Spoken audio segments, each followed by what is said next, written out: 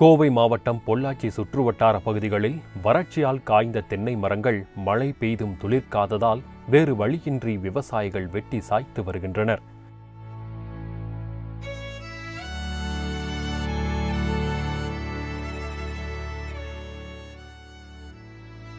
கோவையில் 1.8 லட்சம் ஏக்கரில் சாகுபடி செய்யப்பட்டுள்ள தென்னை மரங்களில் சுமார் 50% மரங்கள் வறட்சியால் காய்ந்துவிட்டன. வளர்ந்த தென்னைகளை பாதுகாக்க வேண்டும் என்பதற்காக தண்ணீரை விலைக்கு கூட வாங்கி விவசாயிகள் ஊற்றி வளர்த்தனர்.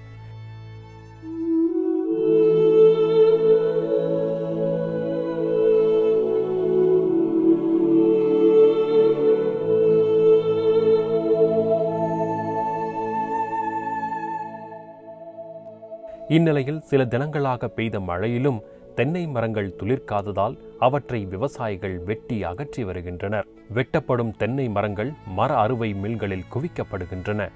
ஒரு மரத்திற்கு அதிகபட்சமாக 1500 ரூபாய் மட்டுமே கிடைப்பதால் நிலத்தை சமன்படுத்துவதற்கு கூட அந்த தொகை போதாது என விவசாயிகள் கவலை கொள்கின்றனர்.